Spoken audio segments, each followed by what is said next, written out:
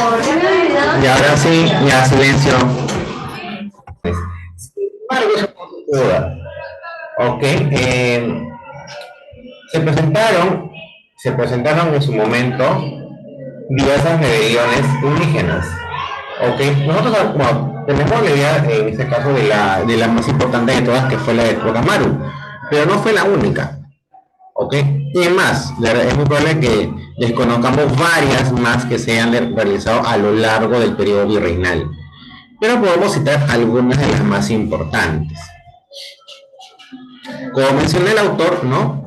La coyuntura rebelde se inicia principalmente en la octava década del siglo XVIII, es decir, cuando los cambios producidos por las reformas borbónicas habían generado una situación de desacato que abarcaba a distintos sectores sociales con diferentes perspectivas. Ese año estallaron dos rebeliones que llegaron a involucrar al considerable territorio del sur andino. Una de las revueltas más extensas por el territorio y por el tiempo que abarcara fue la de Juan Santos Atahualpa. Ya, desde la montaña de Huanta se internó en la selva central para establecerse inicialmente en la localidad de Chanchamayo. Se dice que probablemente huyendo de la justicia colonial. En mayo de 1742 tuvo una entrevista con el cacique Santambagori de resultas, de la cual logró en este caso la adhesión de numerosas naciones del Gran Pajonal, o sea, el área de la selva central, especialmente de los ayánicas, entre los que se hizo proclamar el Apu Inca, diciéndose así descendiente directo de Atahualpa, cuyo nombre tomó proclamando que iniciaba la lucha para liberar a los pueblos indios de la opresión feudo-colonial. Ahora, ¿cómo se originó en este caso la rebelión de Juan Santos Atahualpa? Ya, el área donde se desarrolló la insurrección se hallaba desde el siglo XVII bajo el control de la orden de los franciscanos. Geográficamente se situaba en lo que se denominaría el Gran Pajonal. Tribus como los chipivos, como los conigos, los amuechas o los campas, también conocidos como los ayánicas, estaban siendo adoctrinados por los franciscanos. Convertirlos significaba entonces no solamente cristianizarlos, sino también prepararlos para ser empadronados como tributarios y unitarios. Ahora, la colonización de la selva causó entre las etnias evangelizadas una actitud de rechazo frente a los misioneros franciscanos. Entre los años de 1709 a 1737 se sucedieron epidemias como la de la viruela y el sarampión, que ocasionaron, en este caso, la muerte de numerosos pobladores. Era inevitable que los amuechas y campas establecieran una correlación entre los misioneros y las enfermedades, ya resistiendo en este caso la presencia de los clérigos en su territorio. No obstante, esto debe combinarse con la resistencia de los nativos al trabajo obligado encasillado en centros productivos coloniales, sistema laboral que todavía no había sido ni aceptado ni asimilado ya por los nativos de la selva. O sea, la evangelización de la selva ya tuvo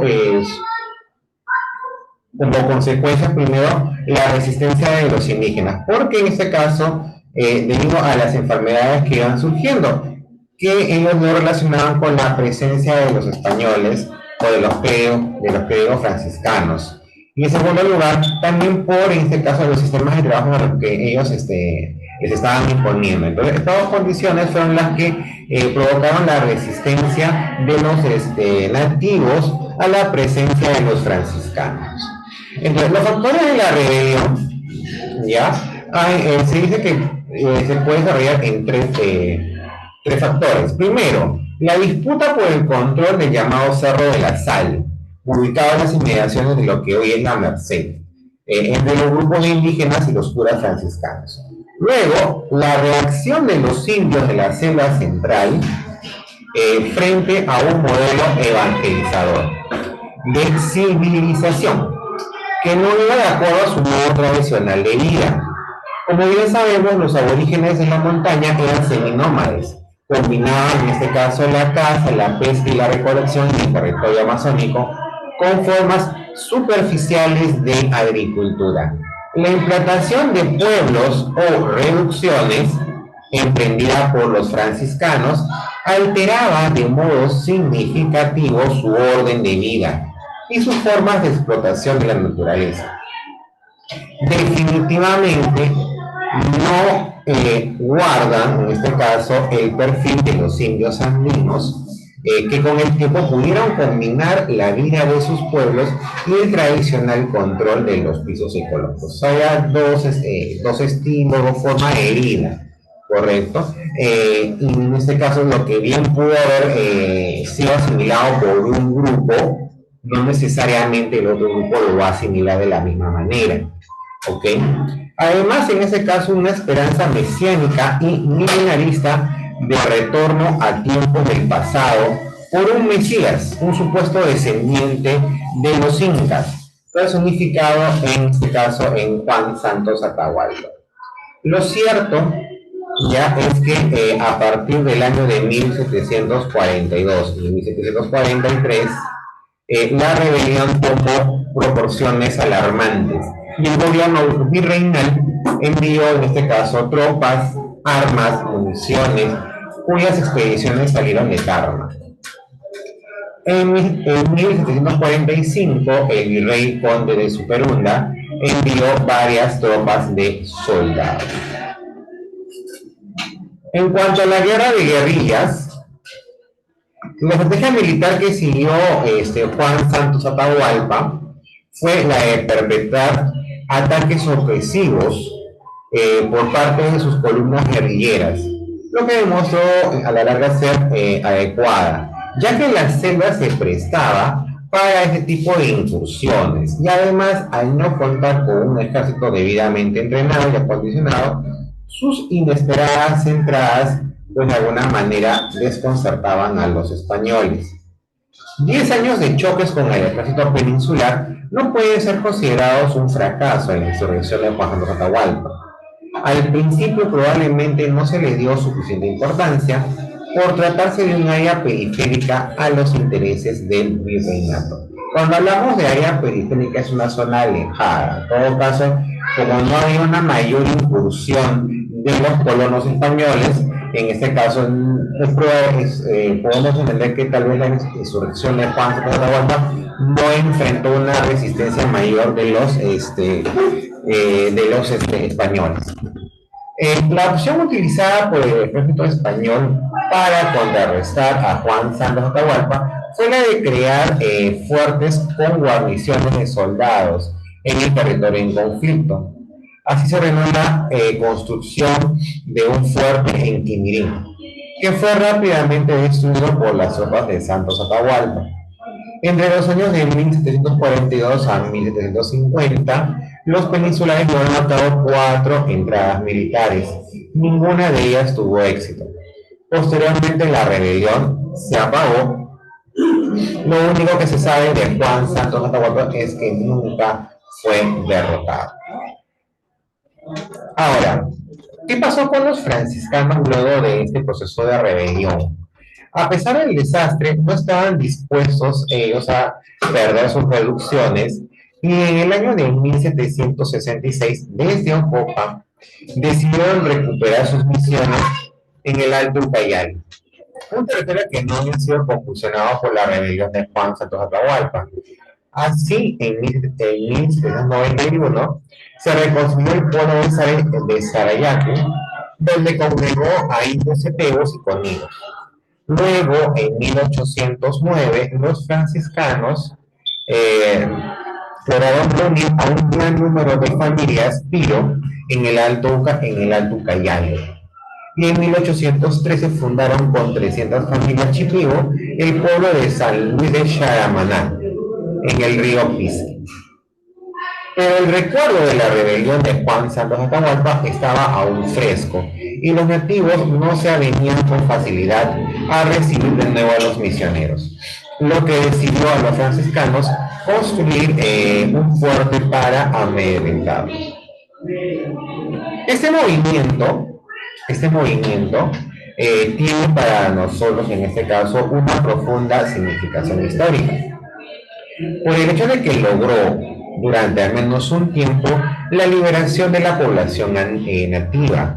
Mucho tardarían los españoles y criollos en intentar ocupar nuevamente esta región del territorio amazónico. Por ello, Juan Santos Atahualpa es un símbolo del Perú libertario.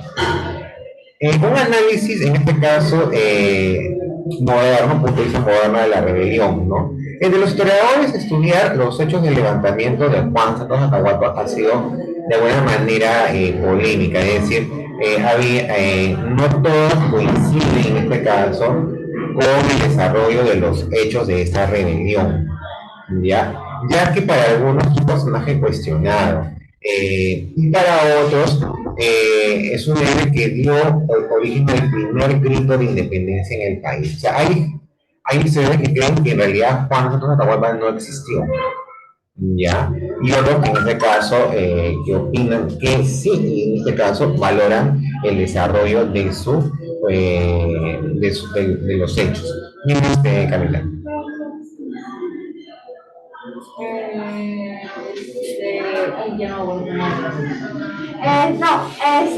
Y la respuesta sería que es verdad. No, en ese caso, por el momento, se acepta de que en ese caso sí existió, pero no se puede dejar de un lado ¿no? los argumentos de los que más dicen que no existió. Lo que pasa es que no hay un cuerpo, o sea, no hay restos, entonces, exacto, y aparte que también como que la rebelión, o sea, llegó un momento y simplemente el personaje desapareció. Nadie sabe qué pasó después con él, entonces por eso es que es todavía esa forma y tal vez esa idea de que en realidad no existió. Ya, la impresión transmitida por la historiografía americanista tradicional sorprende por la aparente paz de la vida colonial, sin otras alteraciones, solo por unos pocos levantamientos. Sin embargo, de entre los levantamientos utilizados como ejemplo del inhabitual se encuentra la revuelta de Juan Santos Atahualpa, que junto a la de José Gabriel Condorcanqui aparece como fenómenos no emblemáticos del siglo XVIII. Ambos episodios pueden ser considerados como precedentes para como precedentes de los movimientos emancipadores, debido a su carácter nativista, siendo en todo caso un ejemplo para las élites criollas. Pese al intenso trabajo historiográfico en los últimos años, han perdido sorprendentemente notables errores sobre el levantamiento selvático.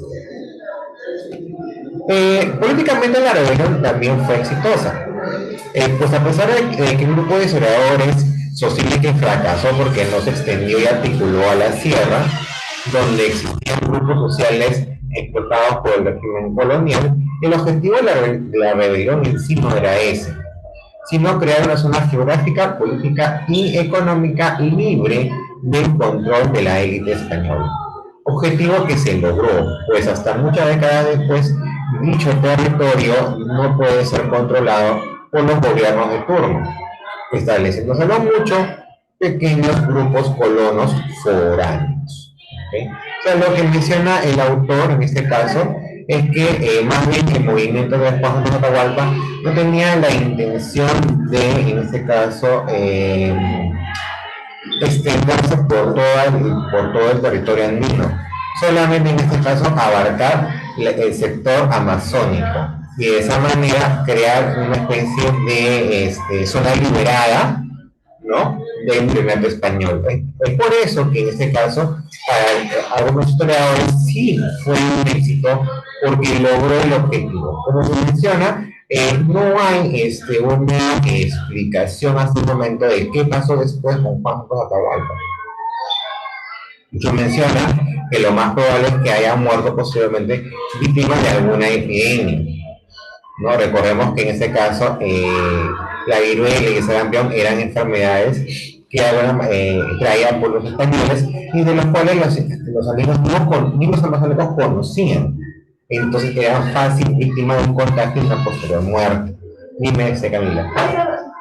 Sí, digamos con lo que se ha visto ahorita y con el de eso de antes que como si se hubiera ido, ¿no crees que sería algo lógico que se fue porque tenía la Es enfermedad? probable. Hay historiadores que mencionan que lo más probable es que haya muerto por enfermedad. Ya, pero no se tiene ningún registro o no se tiene ninguna información posterior. Por eso que queda en la duda.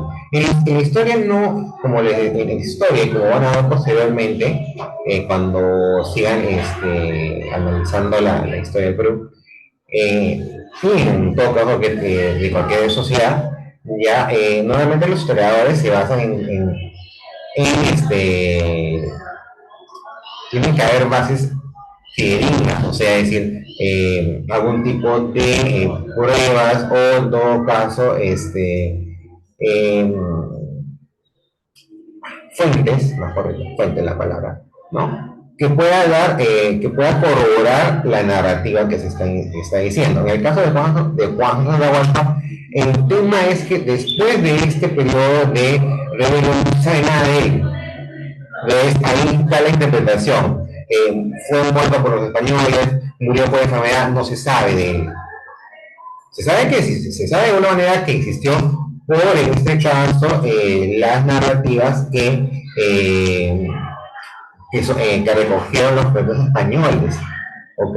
Pero después de ahí no tiene mucha información. Y al no tener esa información, yo no te puedo decir qué pasó con él al final. Entonces queda la interpretación si es que su movimiento fue en realidad un fracaso o fue en este caso un movimiento exitoso. Es depende del cristal con que lo mires. Para algunos ciudadanos fue exitoso porque en este caso estableció al área amazónica como un área, una zona liberal de dominio español. Entonces, para ellos fue un éxito y en todo caso la interpretación es que en realidad solamente era un movimiento local, no tenía una intención de expandirse a la sierra. Para otros que lo ven como una área andina, sin embargo, o sea, fue un fracaso porque ya puede haber sido exitosa la primera parte, pero después no hubo más. Entonces, al no tener en este caso más que información como para poder contrastar, eso queda en una bruma, queda en una interpretación de cada historiador. Y eso pasa con muchas, en el curso, ya en la transición de la sociedad andina al virreinato, hay mucha bruma. Es más, en la propia historia de Tahuantinsuyo hay mucha oscuridad porque recogemos en este caso versiones de cuentos españoles, ¿ya? Y eso de alguna manera no nos da mucha luz porque los propios poetas españoles tienen su propia visión. Ellos venían por ejemplo, en el tema de Lauki, por ejemplo, ¿no? Que se dice que es el príncipe inca, pero en realidad hay historiadoras como María Rosarotti que mencionan que en sí, en el Tahuantinsuyo lo que fue un reinado, es decir, el inca gobernaba, pero a la vez elegía al más apto de sus hijos, ya, para que pueda, en ese caso, también tenía tareas de gobierno. Entonces, se iba entrenando, y cuando el inca fallece, Auqui continuaba el gobierno. Pero la historiografía de los cronistas españoles que dice, no, es un príncipe inca. Pero en el Tahuantinsuyo no se manejó la idea de príncipe. Esa es una mirada española, es una mirada europea. O sea, entonces, las bases, las fuentes que se recogen de los cronistas españoles, podemos tener que sesgar. No porque fue intencional, sino simplemente porque ellos tenían su propia estructura mental. Y eso les impidió no entender varias de las condiciones de la historia andina. Entonces, por eso es que va a haber muchas áreas donde no vamos a tener una certeza de qué es lo que realmente pasó.